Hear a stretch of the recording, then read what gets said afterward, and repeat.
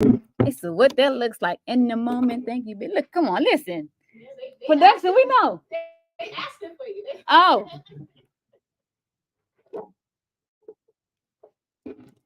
Is it live? yes, it should be now. No, not that. I don't know what it is. Oh, yes, I am live now. One person is watching. Let's see. Do There you we see go. me It's now? live. Okay. Do you see me now, CC? Hey there. Hey, Corinne. Hey, CC. Hey. And y'all missed the reading. All right. And we're going to do that again. Encore. Nope. I'm just kidding.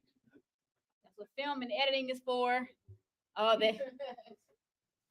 We understand. As creatives. So, for my friends on my live stream, YouTube, well, I think y'all caught it on Instagram and maybe Facebook. I don't know. Y'all missed the reading, but I'll go back and do it again. Not today. I'll do it on the live later during the week. So, anyway, I'm back. Welcome. So, the reason why I wrote things, my tribe, my people, y'all looking out. I'm grateful. Thank you. You know, listen, he does what he does. So, you're here for books, right? Guess what's not here? El libros, right? See? No libros, no books. I'm going to tell you why. So this has been a very interesting 5 to 6 weeks of a process. So I started writing the book last summer, finished it in November. He gave me another chapter to write in January. He has a very funny sense of humor. And I think I actually started the process for like editing and all those things like February. I found a workshop, a guy who was going to help me do the whole, like get it out. So went through all that. My original date for publishing was the end of March. Got to March. Well, we're not quite ready for that. So at the end of March, I said, okay, well, we're going to reset. I told my girls, hey, when I let you know when the date is, I'll let you know we can start getting the word out. So April comes around, so now we're actually slowly starting getting the process going. So I'm kind of a little concerned, worried if I'm going to actually get it out for this date. So I'm going to back up for a quick half a second. So what made me bring about this date set for Monday, my birthday, was the idea that because of my 30-year journey and what the book is about, it makes complete sense. I didn't come up with the idea. That was the Holy Spirit. That was only God. That's the only way that this thing would have worked. So I said, okay, we got how much time and you want me to do this in how many weeks? And I've never done this before. That's what we're doing. Okay. So fast forward, we go through all that. And by the time everything was finalized, edited, and all these things to actually be purchased and ordered, it was this week. For today. They're not here. I say that and I share that story because the old me who was not ready for now would have canceled. Because I've had a habit when things aren't ready, I push it off. I've pushed it off. I've canceled it. I'm not. And he said, okay. So when I decided, I had peace to say, okay, if this becomes a situation, I can peacefully, confidently stand on this stage and tell the people, hey, this is what we got going on, and this is going to be the solution to the problem. So what we're going to do is at the end of this, if you guys are interested in the conversation that you've heard so far and you want to go ahead and order your books, you will have them. We'll get the contact information, and I will send them out to you guys myself personally. And they will be ready on next week. All right. So so you're looking at what developed live and the living color looks like, because a lot of people can't do this. A lot of people can't stand on the stage in leadership positions and say and be this open and honest and transparent. You're getting it. Y'all are getting it live. So now to the next portion of the program. We're gonna have conversation. Then after that, some Q&A. Then have a little cake and some water, some drinks, beverages. And I'm gonna let y'all enjoy the rest of your Saturday. So, without further ado, I'm going to bring to the stage my lovely friend, my bestie, Miss Melody Messonette. Get onto the stage a little bit. All right. Come join me on the I am stage. coming to join. This is Melody Messonette. Everybody loud. Hey, The hey. stage. Hola. Hey, Hola. everyone on the internet world. How you Wherever guys y'all doing? can see it. All right. All right. Looking alive and blessed, looking all cute and Beautiful stuff. and gorgeous. I love it. Yes, let's have some fun. Ma'am. Yes. Congratulations. Thank you. On your second book, y'all. Yes, second. second So she's not brand new to this. Maybe just, To a this little event. yes, but not brand new to writing and curating and being an artist. So, let's Yes. get into it. Yes. Your first question, ma'am. Yes. Wait, oh my goodness. What is she going to ask me? What was your inspiration for this book? Um, so I'm a very spiritual, in tune woman of faith, woman of God. And the people that I listen to talk about it a lot, especially I don't know if I should say his name. I just said one of the pastors. I'm not sure if that's legal or not. Anyway, so and the church that it's like my church. I've been following them for like 10 years now. Oh, somebody's calling me. Ah, that's my brother. My other brother. I'm gonna got it. I got it. Jason, call Alton, please, por favor. See, this is what you see. This is what you get. You know, people who can be authentically themselves. I had a phone call. Anyway, so I've been a part of the ministry for the last 10 years. And he talks about a lot of character building and being developed. His belief is in building the people rather than having a big church, if that makes sense. And so he always talks about development. He always talks about the process of becoming. Because in order for us to fulfill our calling, our purpose, we have to become those people first. Right. And so it honestly, like it just kind of came out of nowhere before I started writing. So I was like, oh, okay, it's another book you want me to write? Sure, why not? Let's go ahead. I've done it before. So that's where it came from. Okay, beautiful, beautiful. Thank you. Love that. Okay, so let's get into what your writing process is like. Because I know that's different for most people. What was your writing process like?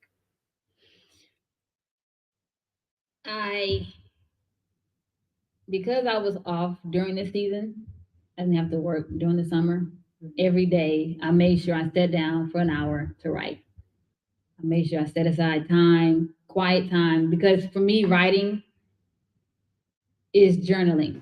Mhm. So having that quiet space to get away, to do whatever, find my little corner or whatever, to do that. And I listen to music when I write. Well, music without words, because when I'm writing instrumentals, because you give me something with words and I have to write, I will not write what I'm actually trying to say. I will write what somebody else said, and I'm like, this is not, no.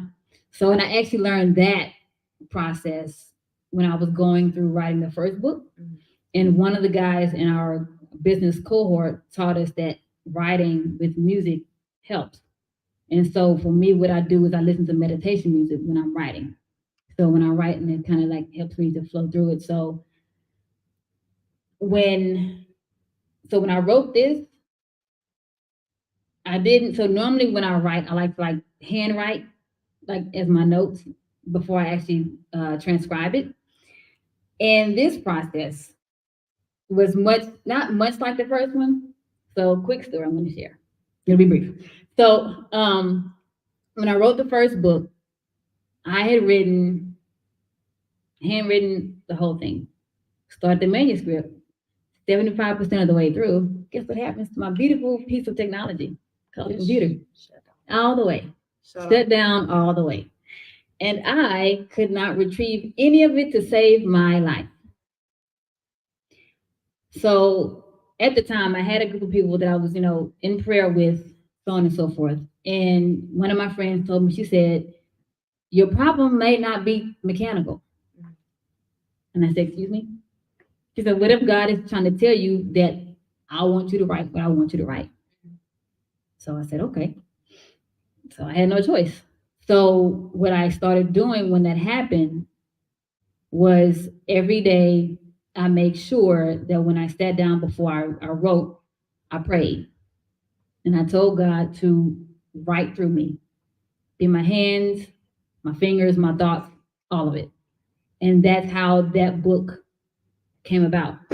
So when I did this one, the process was the same in terms of, okay, I'm not going to handwrite before I actually write. I just sat down at the computer and every single day when I took that hour to write, I prayed to God and I said, hey, be my hands, be my thoughts, be my fingers, and I will write what you tell me to write. So that is my process, moving forward. Bold, because I was like, this computer not gonna shut down on me again. Well, That you can't was, stop what you can't no, stop what listen, he God stopped. will do it. I believe it. All day. Awesome. Okay, so in your introduction, you write, these are not my books, they are yours. Can you explain what that means? Absolutely. Again, being the person that I am, the spiritual being, I've learned that we don't own anything, right? We are stewards. We manage what we've been given. And this is was a gift that I was given, right? So a lot of times we say things are mine, right? But I've learned to say, well, because I can't take these books with me when I go, but these books are for the people. The story is not, the books are not for me. I've lived it, but it's for me to share it with the world, with the people whom God has called me to speak to. So when I say they're not my books, but they're yours, I wrote this for y'all. I wrote this for the people, not just for me. So yeah, Amen. Amen. Talk about that. yeah, hey. Right. Okay, next question. Throughout the book, I had the pleasure of being able to read the book and see the book before everybody else. Kudos to being the bestie. But throughout the book, you give definitions for a few keywords. Can you explain what prompted you to do that for the readers? So one of the things that I guess I might say his name. Okay, can I say his name? You can say whoever you want. Sure not. His name is Pastor Torrey Roberts. So he's Sarah Jakes Roberts' husband in LA, in California. And the name of the church is One Church. So I've been following them. I've been a part of the ministry for a long time. And one of the things that ministry harps on is teaching us how to learn and study the Bible for ourselves. And they a lot of times like to break down words. I think TD Jakes likes to too. And so I've learned how to study words in depth from him, from their ministry, because they do it. That's what he teaches us how to do in our process for learning. So I reference a lot of words and I go a little bit deeper for us to simplify, to kind of really get a deeper understanding of how we can implement it and use it and understand it in our own life. So that's where it comes from. Okay. That's okay. In chapter 2, the one that you just read for us, you give a summary of all the biblical stories about David, Joseph, Moses, and then yourself. Mhm. Can you explain that correlation between you and the guys in the Bible? Yeah. I mean, plain and simply put, is character building.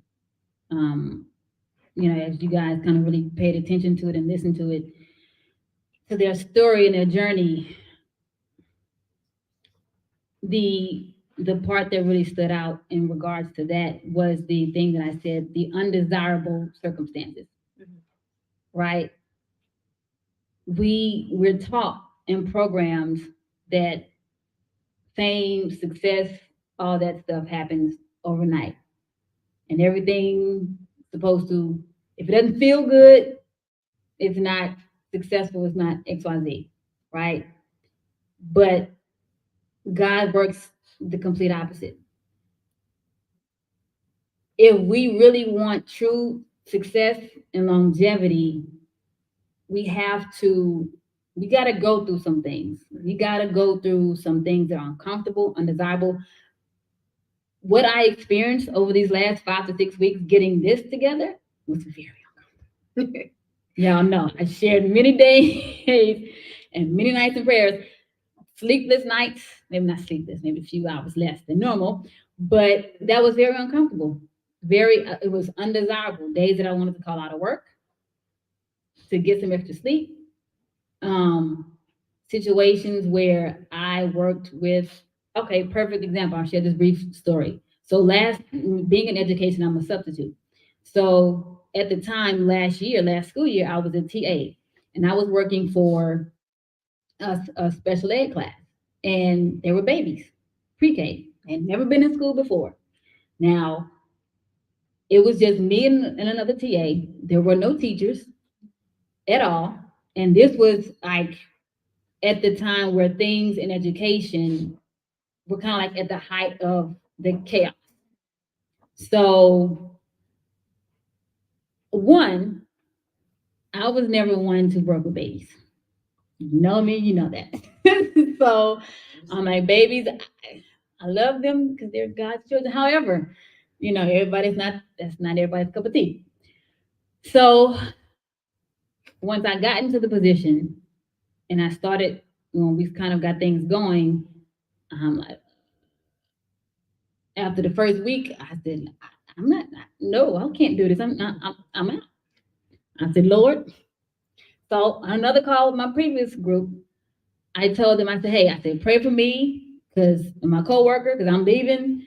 I literally put in what do you call them?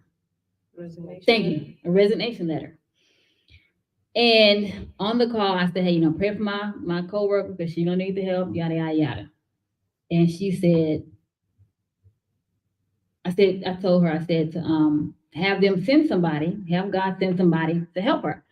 And she goes, "Ooh, he sent you. What about you?" I said, excuse me? Me. No. She says, yes. She said, God is telling me to tell you that's not how I do things. I do things in order. And I was like, you want me to go back to this group of 3, 4, 5-year-olds for a whole 10 months? And I decided to, after, thankfully, he gave me grace to go back. And here's why. Because she said to me that the reason why you're there is because he's preparing you to handle pressure. And I said, okay. Because it was every single day, day in, day out, for 10 months, working with 8 3 to 5-year-olds, not knowing how to do this, whining, crying, changing diapers, day in, day out, sick babies, day in, day out. We're getting sick, day in, day out. So I'm like, okay, very uncomfortable, very undesirable, but it's prepared me for where I am and where I'm going. And if I had not gone through that, much like David, Joseph, and Moses in their own struggles, when nobody knew who they were, they would not have been able to handle what God called them to do. Mm-hmm. So much like my own story, and many of us who have our own stories, where we were going through and becoming when nobody knew who we were, when the time comes, we'll be ready to handle it. So, all right, Pastor Latrelle. Come on. With the sermon. Listen, she gives me names. Listen, she does it to me on the call, Monday through Friday. All the time. All right. Well, since you touched on unbecoming, you speak about that in the book and identity. Why was that important for you to write as an artist and entrepreneur? A good friend of mine who I've known for 10 years. We're both in the entertainment industry. She's the director, filmmaker, producer. And she said 15 years ago, I think she got it from Ruby D. Ruby D said, know who you are before you get into this business.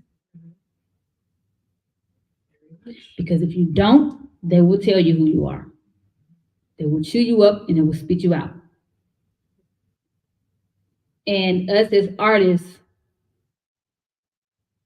we're very, in the words of Erykah Badu, sensitive about our shit. We're sensitive about our shit. And because it's a special gift as an artist. I can't really explain. It's like a very spiritual connection. The idea to create and all those things and being an entrepreneur, knowing who we are is important. If I don't know myself enough or I don't value myself enough and my self-worth to say, okay, when I come to the negotiating table and whatever's on that in that contract, and you're gonna pay me less than what I know I'm worth, if I don't know who I am to say, well, I'm gonna read through this contract all the way first. Whether you rush me or not, if you don't give me the time to look through it, understand what it is, then this contract is not even worth me wasting time on, because you're not respecting me enough to know that I know my worth well enough to know that I'm not gonna let you get over on me. And that takes time for us to understand about us. Going through the process of unlearning a lot of what we're told, who we've been programmed to be, takes a minute. And so once we get to that place, we can come to the table and say, oh, I'm worth this. I'm worth that. I'm not going to take that. No, give me a few more zeros. No? Okay, I'll walk away. So that's why. But a few more commas. Yeah. A couple of zeros. 2, 3, 4. Yes. So you mentioned several scriptures from the Bible and throughout the book. There are two that stood out very much in chapter 5. You have Proverbs 29:18, where there is no vision, the people will perish. And 2 Corinthians 5:7, for we live by faith, not by sight. How do you reflect on that as an artist and entrepreneur? The first part, and I briefly touched on it a minute ago. One of the things that I've learned, I've come to the realization when I was in my acting space years ago, and I think it just kind of really applies to every aspect as an artist, be it actor, director, filmmaker, whatever. There's this divine connection that we kind of have, I like to think, with God, in terms of being able to tap into something that a lot of people aren't connected to, don't sense. And so when we get things, so when I talk about like the vision, right? Without the vision, people perish. And I talk about how our seeing things with our mind's eye.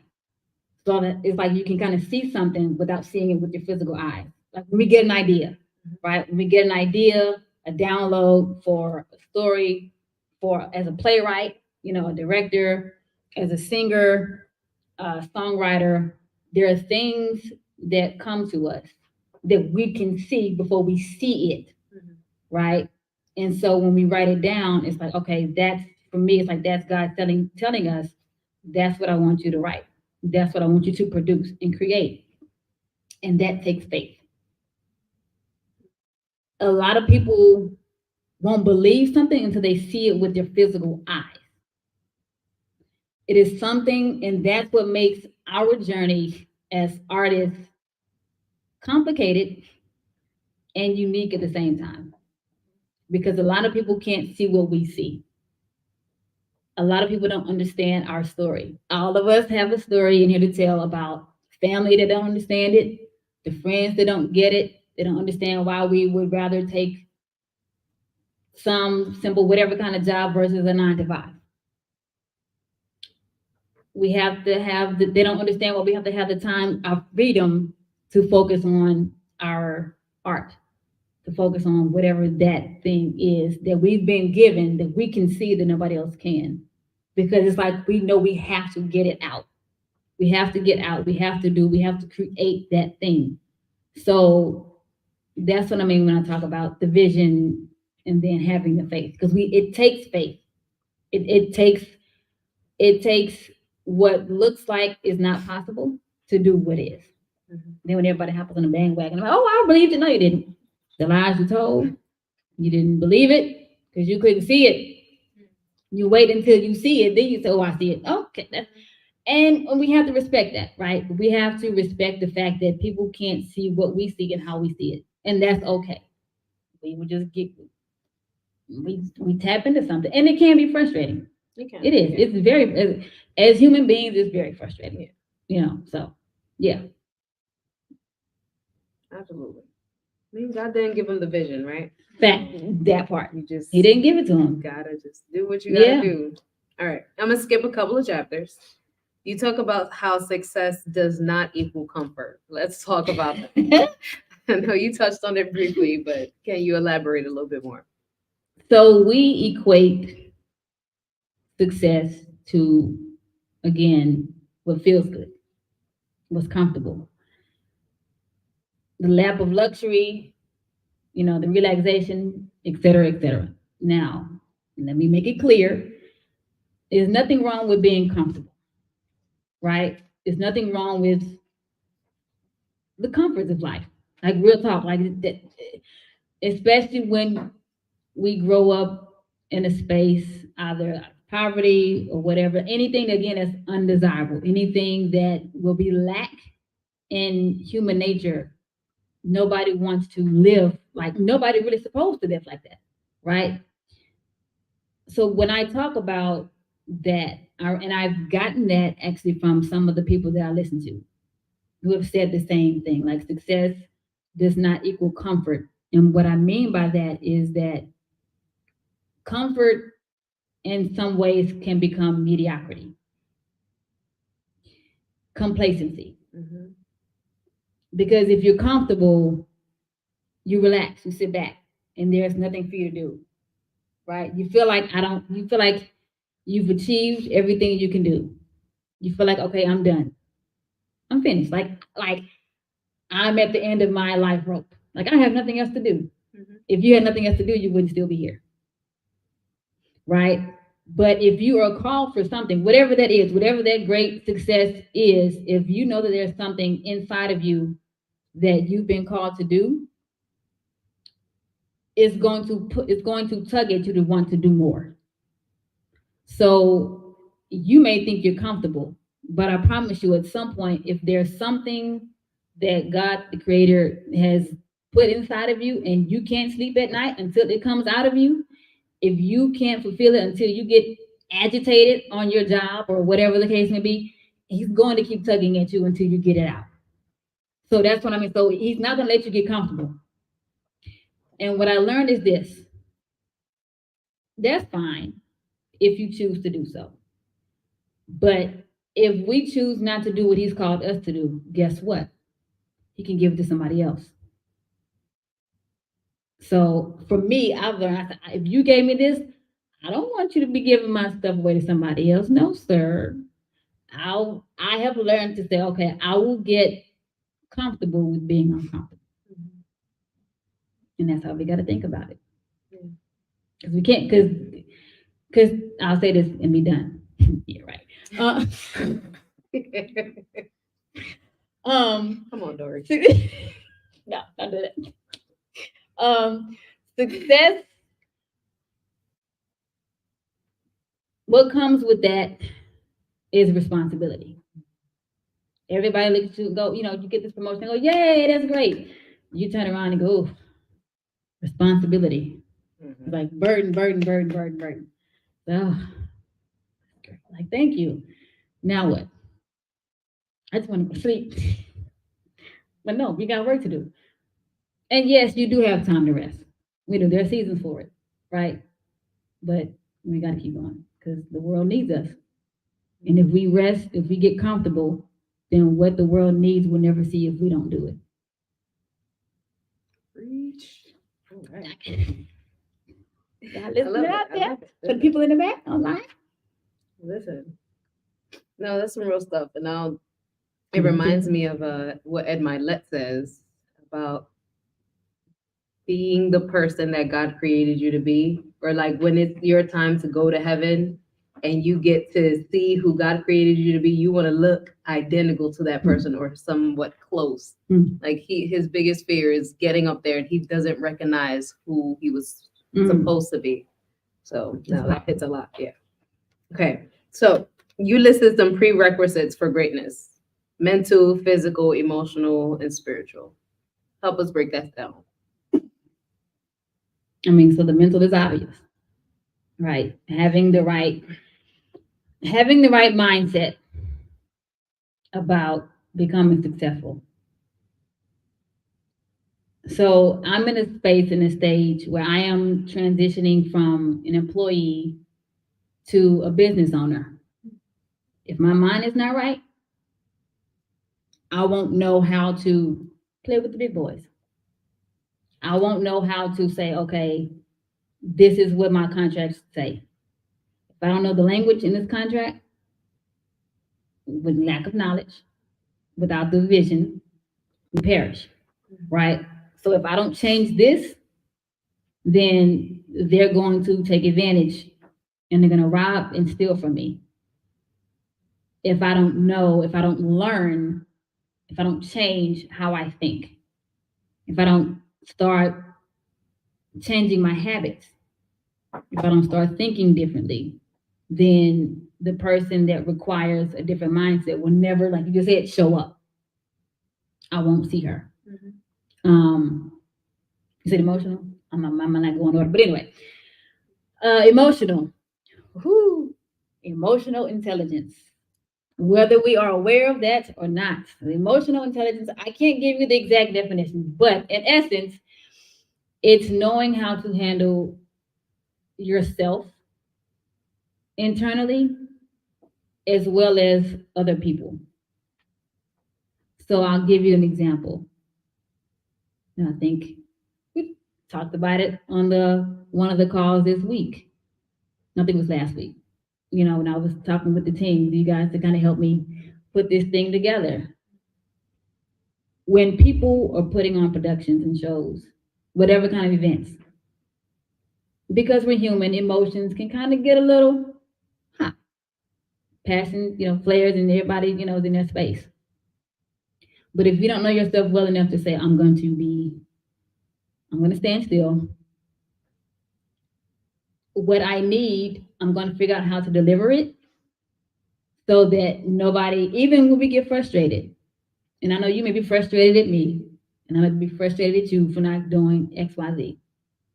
But because I understand me, I can bring a level of peace or something to say to breathe through it, figure out, okay, how are we going to solve this problem? How are we going to handle this? How are we going to do that?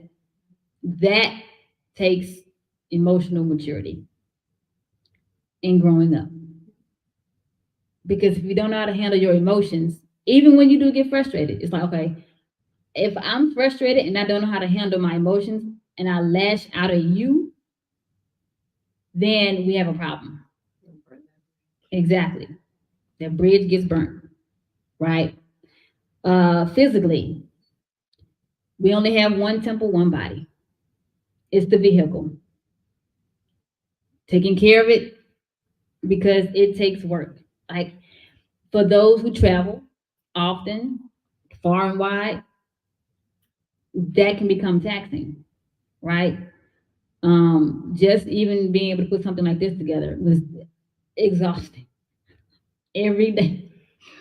Wanting to go stay in my bed, wanting to stay asleep every morning at 5 o'clock when the alarm went off, wanting to go home and go to sleep, but I couldn't because I had to make sure I had everything together.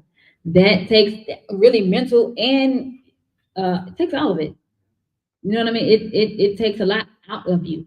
So if our body's not right, what we eat, how we eat, what we consume affects how we think. It affects how we operate and navigate.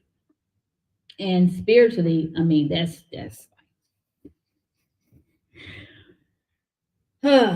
That's the bedrock. That's the bedrock from all of it. And this will be the thing I say for that. Same guy, Pastor Torrey Roberts, talked about this in a series earlier this year about God and business. A lot of people get the two, they think they should be mutually exclusive, but really they go hand in hand. If we don't stand strong in our faith and we start doing business in any industry, we get caught up and we can become like the industry we've been called to change. And one of the things that he said in one of the messages was like these list of things that we should have to kind of practices, if you will, to prepare ourselves when we step into the day to day. And then we go home and we get into our personal space and clean ourselves from all of it, mentally, emotionally, because we live in this world and we're not of it. Things can kind of get on you, creep on you, show up, and it's like, wait a minute, this is not me. What just happened? Why am I saying this? Why am I acting this way? Because even in the moment of doing business, something could happen, and in a flip of a switch, you might be catching on to what somebody else said that you're doing business with that might not necessarily be a best representation of you. So knowing, okay, I'm aware of myself to know what just happened. I know what I need to do to make sure I'm centered, to go home, meditate, pray, whatever, to make sure that I'm whole and clear within myself to go back out and do it again, but better. So that's what I mean by that. Nice. Okay. You wrote about leadership. So I'll ask you, what does true leadership mean to you? Oh, you did that. Yeah. I did. She ain't know much. I should have known. True leadership, vulnerability, authenticity. Still being able to show up as a human being, even when you are moving into a space where when you're learning the business and you're learning systems and how things work, how the machine works, you're still human. You can still show the people that you can do this and still be honest. The way I opened up this conversation, being open and honest about what's going on. When people see that, they respect it. And they navigate, they're drawn to it because it's like, oh, they're just like me. They make mistakes just like me. They may be worth $1 million plus dollars, few billion, but they're human just like me. And for me, that's what I've learned. That's how I was able to have peace with this because I know it's normal. I've seen it. That's normal. Leadership, and that's what I love about the ministry that I pay attention to. That's what I love about Sarah. She's able to be herself. And many of us, whether you've seen the video or not, right, the famous video that she went viral for those of you who don't, when she was preaching, her wig was sliding off. And she was like, screw it. She pulled it off and she kept going. The fact that majority of the people, she did that in front of millions of people. But in that, she said that she noticed that there were other women who did it with her. And she saw wigs on a platform. Because they realized in that moment in front of millions of people who were watching how vulnerable she was and authentic she was. And to do that in today's society, where we get shunned and canceled for every little bitty thing, that's true leadership. Where God says, okay, I'm going to see how you handle that. Are you going to, and that's what she said, are you going to keep going and make the message about them, or you're gonna make it about you being worried about the wig. I'm paraphrasing, but that's what God wanted to see. Is she more worried about the wig than the message for the people? And when he saw that she said, screw it, she took it off and kept going, lives were changed because of that. That is leadership, even when you're being watched. Yeah. All right. It's getting real deep in there. I think tithes and offers. Listen. Not the ties and offering call. So you have a section called Purpose Partners. Can you elaborate what Purpose Partners are and how that's impacted your journey? For sure. People that have been assigned to us, they can look like anything, anybody. Friends, family, spouses, significant others. Even I might go another step further and say people who may not even supposed to be there forever. Seasonal, right? They say, there's the people are in our lives for other reason and seasoning for a lifetime, right? Even when people who it seems like it may be unhealthy, an unhealthy relationship or whatever the case may be, or it may be very toxic, or it may be very frustrating. Like, I just want to go. But I've learned that the people that come into our lives are a reflection of who we are. Wherever we are in that particular season of our life, everybody is a reflection of us. So that person, those people are teaching us something about us.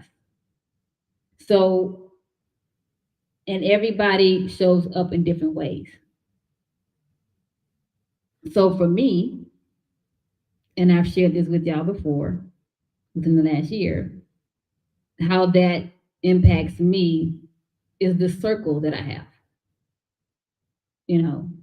You, Gabby, my brother Jason, like the people that I have close, like I feel like I'm in a space in my life right now, like literally my world is forming. I feel like the things that are attached to me in terms of now as an author, right? As an artist, photographer, filmmaker, yeah, Director. yeah, all those things, yeah. Got Filmmaker, titles, director, y'all. yeah. Don't be All humble those right people, now. all those things, right? The people that are attached to that vision with me in those roles, I feel like they're getting ready to come because of who I have become over the last 30 years. Now is the time. When I met you and Gabby a year ago, was not right. Was not by accident. One of the things that I journal was that I realized that because we all have our core. We have our core group of people that no matter what we're doing in our life, we can call and say, hey, pray for me, help me, give me advice. What do you think? Y'all are that core. My family is that core. Then you have people who you get to build relationships with in every aspect. So I know that the people, my circle within being an author, are either not here or they're coming.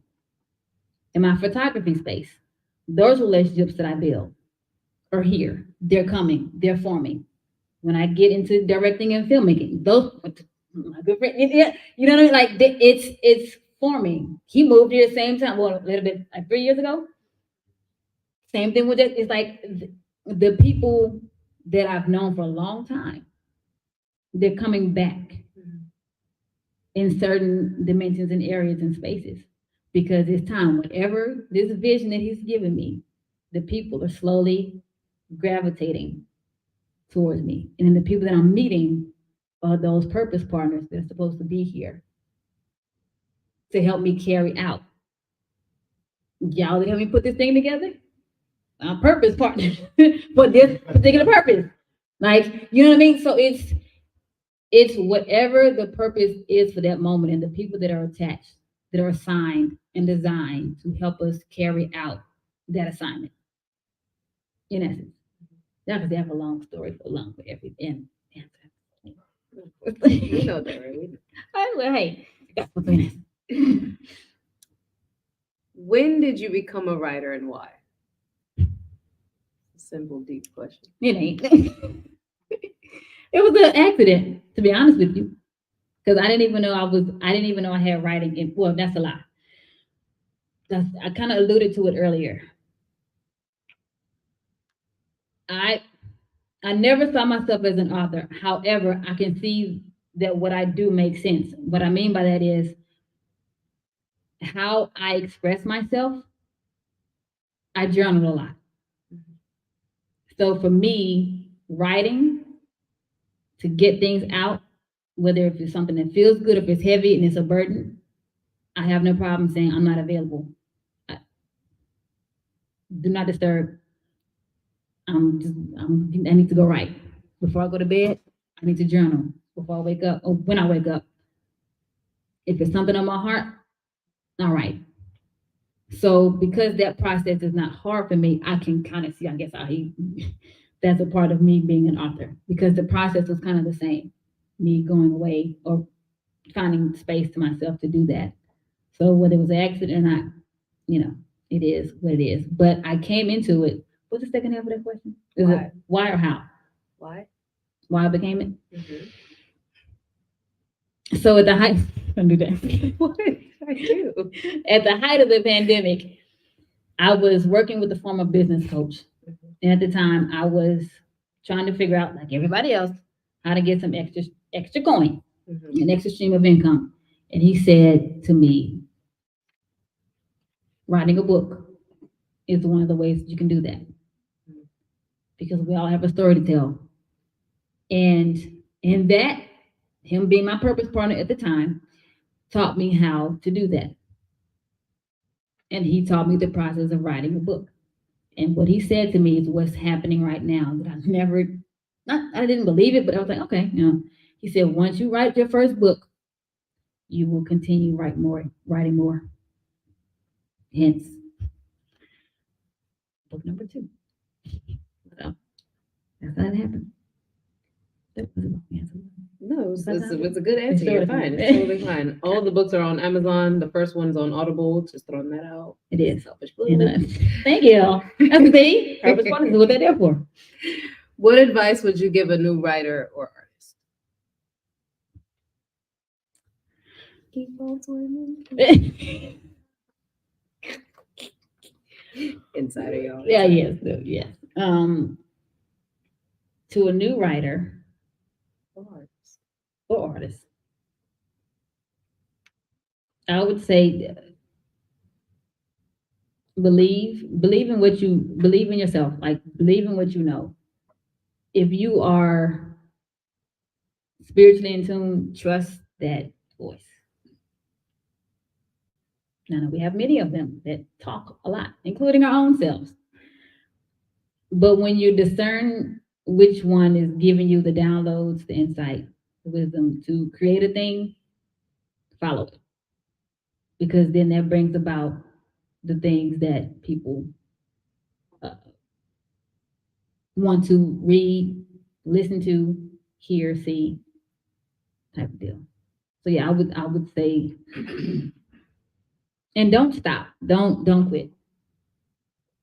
Yeah, because especially when you get started, when it seems extremely, the starting point is the hard. That's the hardest thing to do. Just start.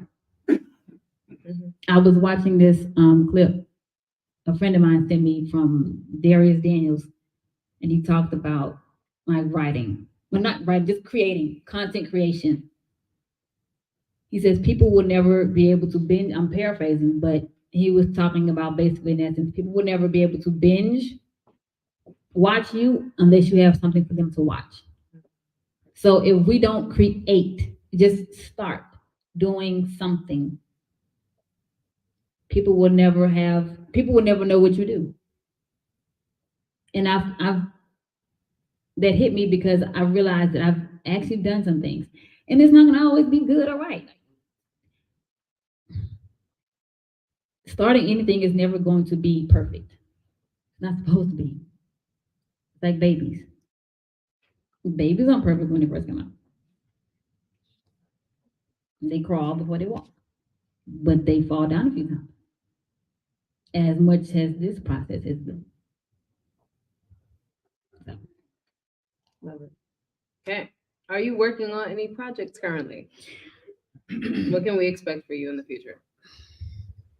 no specific projects at the moment besides working on my business. Well, I guess that could be a project. mhm. Yeah.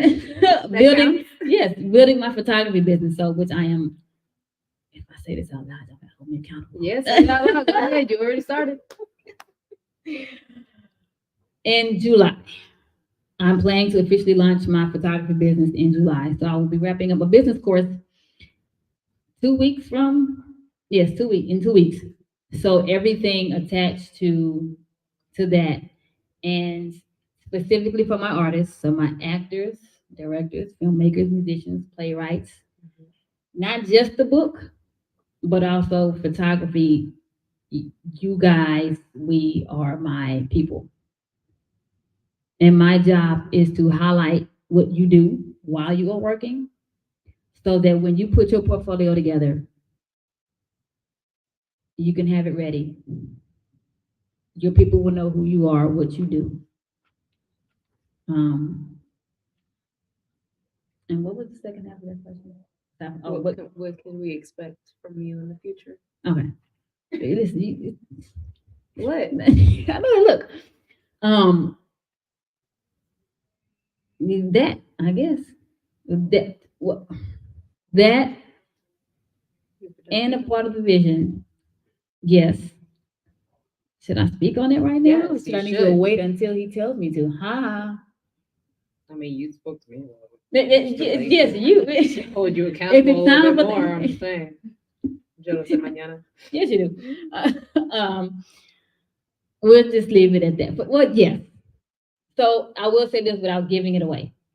Like I read in the book, there is a huge vision that I've been given, and because I've been watching people do what they do, who are where they are, I'm understanding the connection. Meaning, the tribe, the community that I've been called to, play a huge part in this vision. And it's going to start with the photography business. And since you pretty much let the cat out the bag silently, there is a production company in the works down the road. So when that comes out, you when that comes out, you will be one of the first to know. So I know this is going to segue into the next. Oops, sorry. I'm looking at the board. So you'll be able to find out more of that information if you just keep following me, stay abreast of what's going on. It's everything at Latrelle Allen, Instagram, Facebook. I do have a YouTube page. I got some stuff there, but you have some content to watch. So Yeah, it's so not take like your it's phones nothing out, y'all. there. Take your It's phones not out. like it's nothing there. There will be more added at some point, but it's there. So just keep watching me, keep following me, and also follow the at developed the book because more content will be added there. It's not just going to stop because I had the lunch. I will be adding more to that because I'll be doing more things with the book wherever he takes me. So So yes, take your phones up. You have Instagram, Facebook, YouTube, Latrelle Allen all together. yes, that's Latrelle. Allen, Allen. Yes, all together, and then develop the book. Yes, all the one, book, all one word. all one word On on Instagram. Instagram. Awesome. Yes.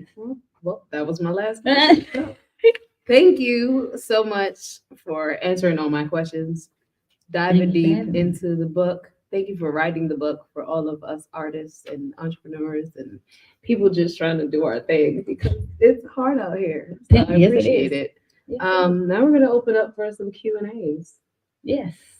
and I'm gonna leave. Or if you want to I'm hold the mic, saying- I don't know for any. Oh yeah, so we have some Q and A's if you want. If you have any questions from what you guys have heard from the very beginning or whether you came in, welcome everybody. Thank you guys for joining and supporting. Yeah. Any questions, anything? Don't be shy. Yeah.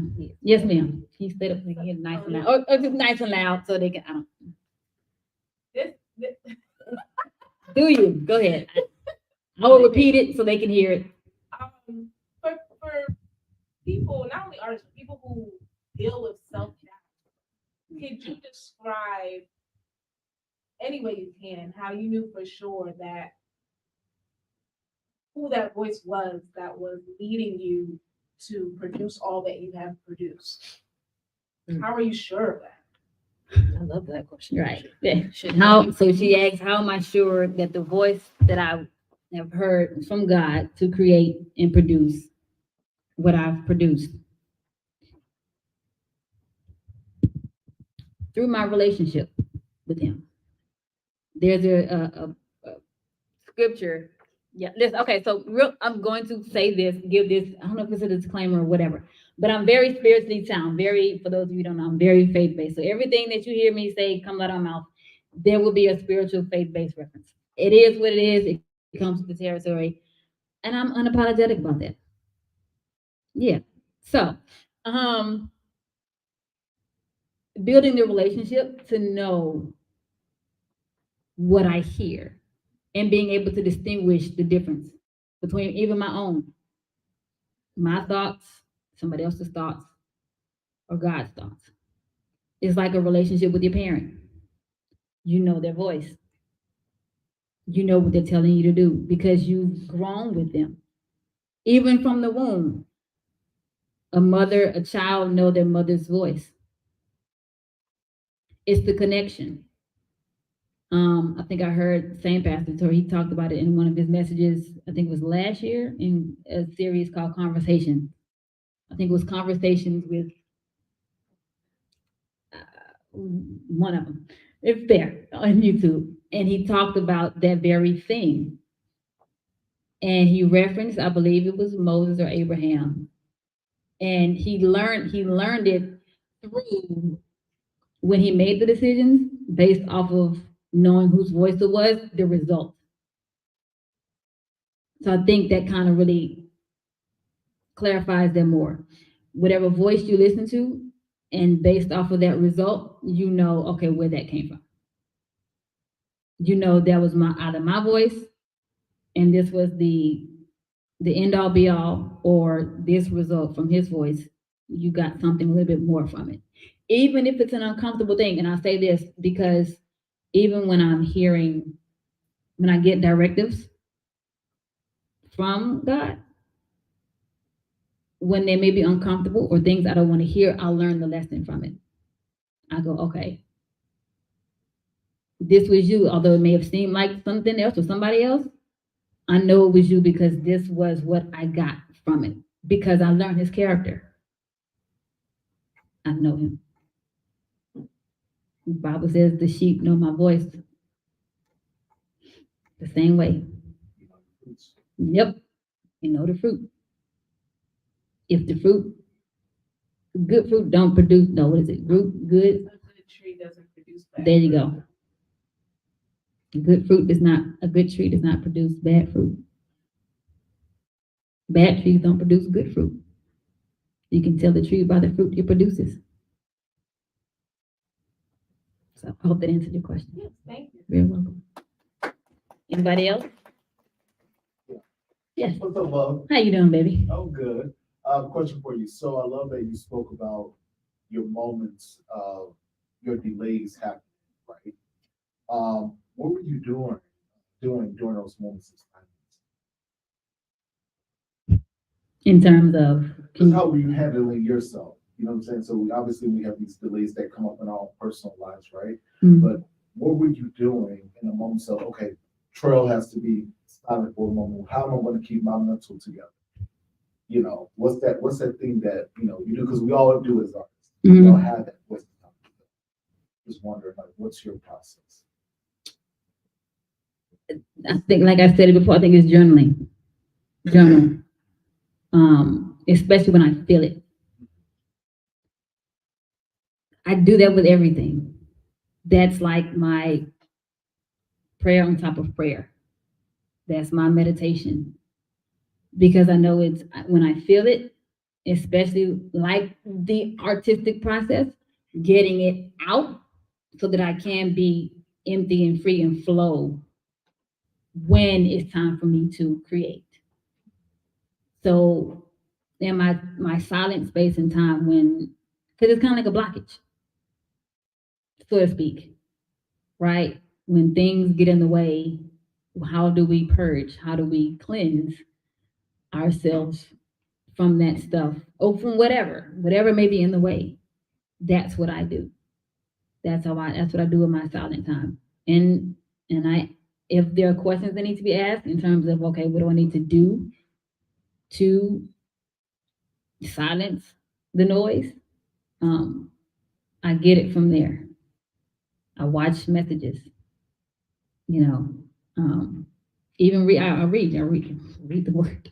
I read the word. Yeah, I do. Because a lot of things, because we're very opposite of the world, our process to understanding and getting to that center is necessary. I hope that answered the question. Anybody else? Any questions? I'm on porch. Thank you. Any other questions? No. So, Do you have another book coming? I don't know. Listen, not right now, because this one happened. The first one came out in October 22. Wow. And I wrote this one not even a year later. Yeah. I published the first book in October of 22, and I started writing this one last summer of 23. So I don't know when. If he tells me, if I get the download, yes, he'll be one of the first to know. Yes, I do have one. So, but not right now, not at the very moment. Okay.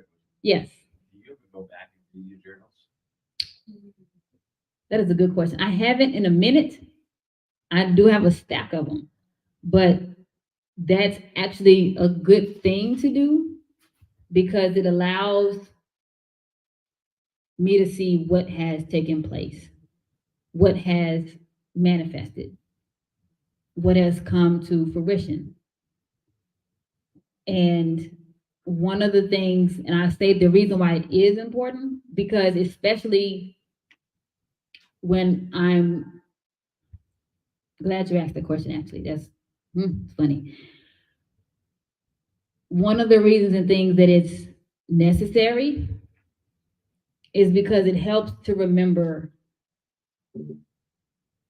what has happened before in order to get through what we're in. Perfect example. One of the things that I'm going to be transparent as artists, one of the things that we struggle with highly, and this comes into play with our faith, figuring out how we're going to fund what we're given. Not even just that. How are we going to eat? How are we going to survive while we're trying to produce and create XYZ? How are we going to pay rent? How are we going to do this when we may not have a full part-time job? No, a full-time job. Two thoughts. How are we going to make that happen? The how. In my walk, in my spiritual walk, going back to the relationship building, I have learned one of God's titles, jobs, The word is Jehovah Jireh. He's a provider. In those silent times when things were rough and tough, I paid attention to when things came through, when he came through, when he provided. Every single time, every moment, every lesson that I learned from it, every time he showed up, I wrote it down. So when I face the next situation that makes me question, quote unquote, hey, don't make me. we don't go. We already talking about church. No, listen, he may make it shout. Listen, um, it's it's a reminder to say he did it before. He will do it again. What I've learned is that the how is not our job to figure out. That's none of our business. My job, our job, is to obey, to listen, follow instructions. Because I will tell you this, even how things have taken place literally, prepping for this was not the same way it was done with something else before. But I have the memory in my journals, the reminders, the Bible calls them stones. They're like little logs, they're like memory logs to remind yourself so that we can build that trust as we're walking so that we don't have to go through this back and forth tussle of, okay, Lord, what, are you going to do it again? Are you going to do it? He's like, did you forget? I just did it a month ago. I did it last year. How are you? It helps with the memory. So yes, going back through it, going back to those journals. I think I'm actually go back because I have all of them. I'm gonna go back and look through them and see. Wait a minute, this woman that used to write XYZ. I wonder who she. You know, especially now I'm getting ready to turn 40. It's like, okay, what has she learned? Who has she become? And to see if it's manifested, because those are the private moments. Those are the private conversations. And to know that the relationship between me and my maker are one. He's like, I don't have to keep going back and forth with you because you have it written down. Just go back and read it. I did it before. And as artists, that's our biggest struggle. Like, ooh, how's he gonna do it this way? Is he gonna do it the same way? That's the beauty for me about the way he operates. He keeps us on our toes. Because if he's consistent in terms of showing up and following through, but the how is the creativity of how he operates. Like, oh, okay, you gonna do it again? But I think that's the intriguing part. So, how you gonna do it? What are we gonna do? How you gonna show up today? Oh. And sometimes I've learned he likes to play very close to the chest. Very close to the chest. Down to the minute. And while I'm in that space, I'll piggyback around, I'll share what I didn't, but a lot of you guys didn't hear. So, I guess it's a good time for people who are alive to catch the story too, since that didn't come through. So you guys are here for a book launch, right? You came to support, get the book, etc., etc. But guess what? We have no books on hand. Right? Yeah, damn. Yeah, right. Yeah. I'll tell you why I'm sharing that. Because the person that I was before this book would have canceled. this event because everything that I knew I needed to have to be prepared for it was not in place. It was not perfect. It was not ready.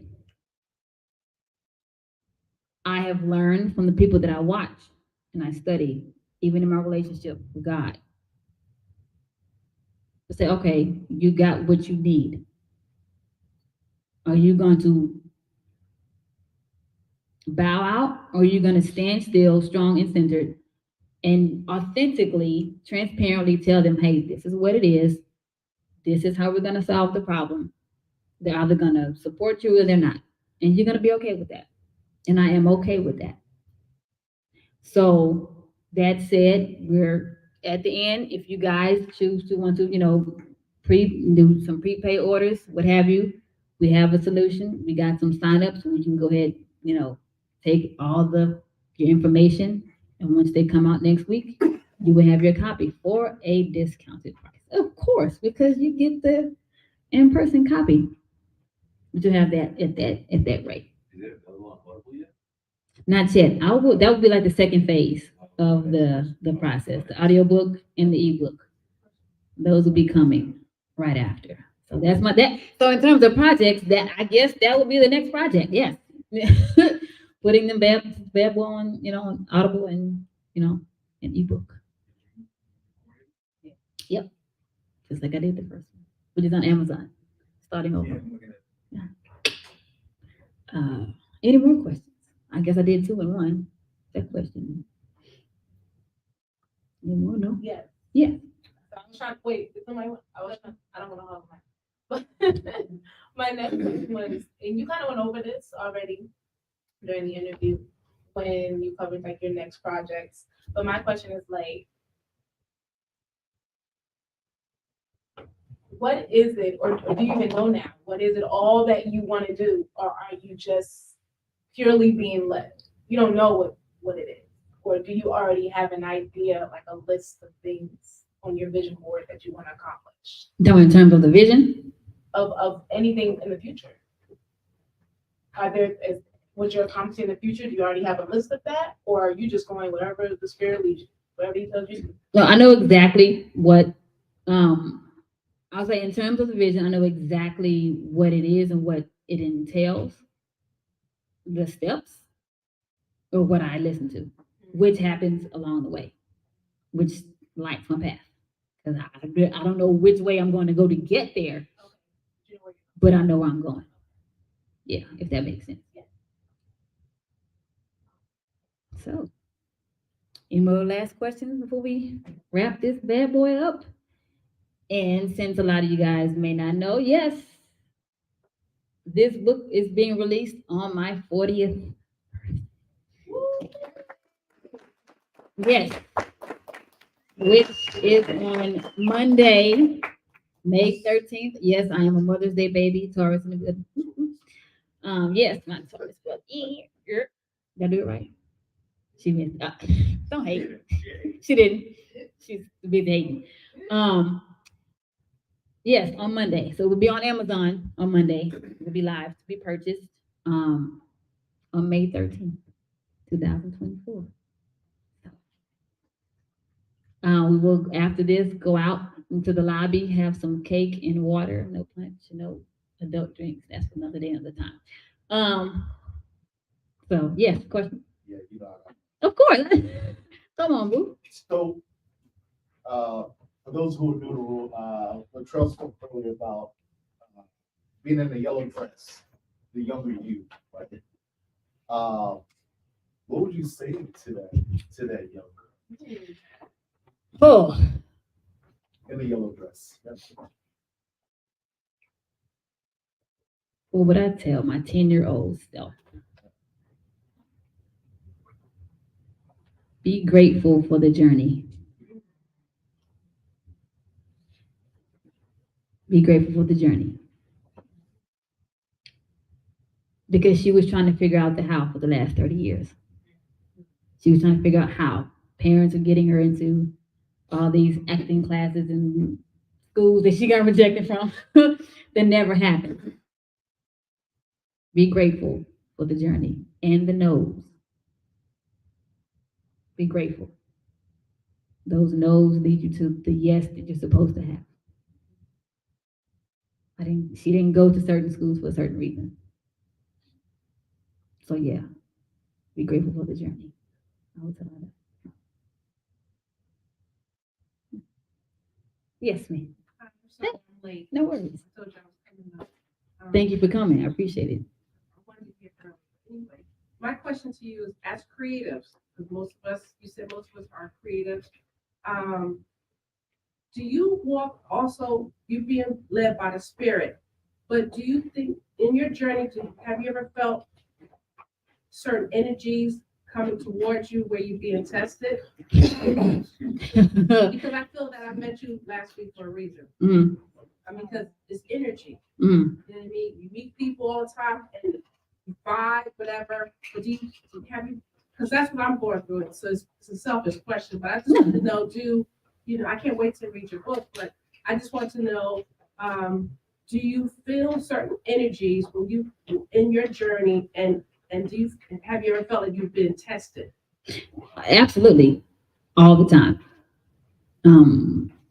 All the time, especially when we are tapped in and tuned into our calling and then the path that we're on. If you know that you're on the right path and the people that come along, because of that relationship, you can discern. I'm going to be transparent because I'm grown. I'm almost 40. The bullshit. You be 40, I'll be 60 in July. So that's why I'm asking you. Uh-huh. You understand? Yeah. Yeah. You can discern the BS a mile away. You can discern whether or not should I follow up with this person after I've met them at a networking event. Right. Yeah. Should I? And you can kind of even sometimes see it if they do respond back, if they do follow up. And that's not to say that that's because they don't, that they're not a part of your purpose walk, that they're not one of your purpose partners.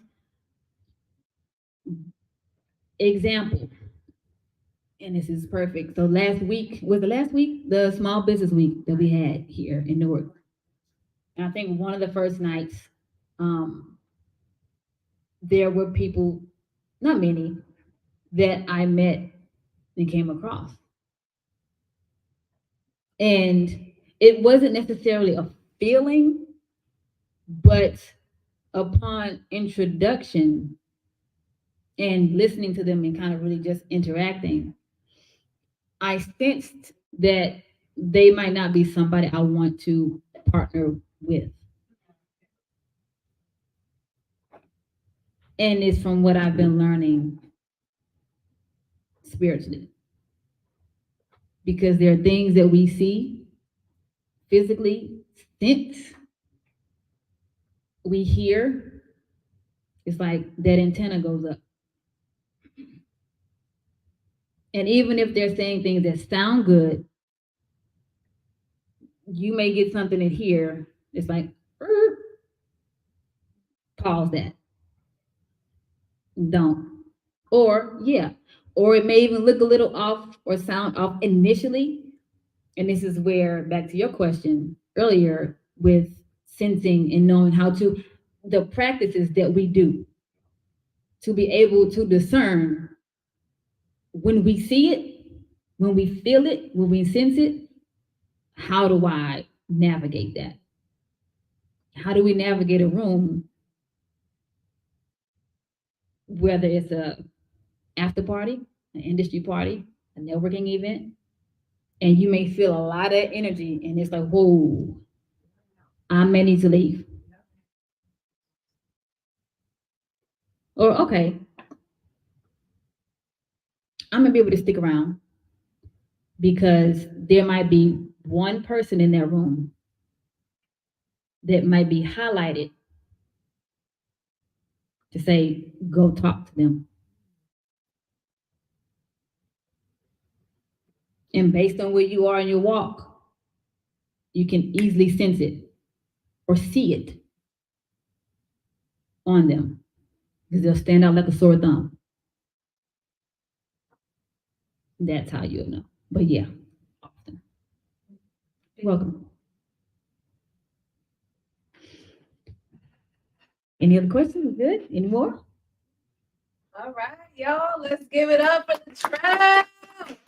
Thank you.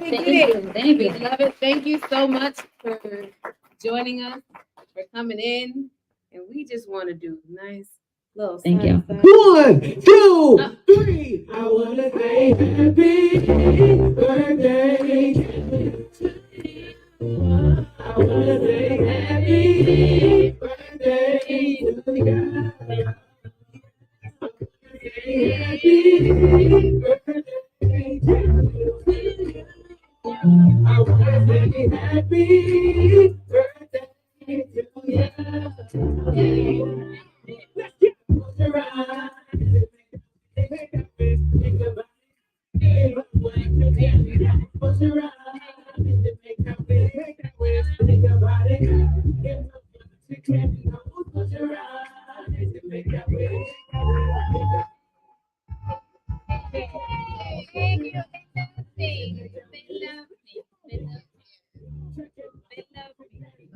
We are going to have cake. You have to take pictures. You have to ask her questions and all that good stuff.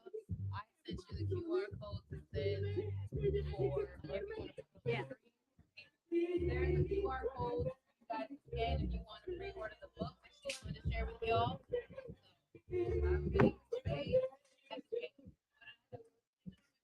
You gonna do with that young lady right there? Cause I'll be outside. Awesome. Thank you. Do what I can for the business. Yes.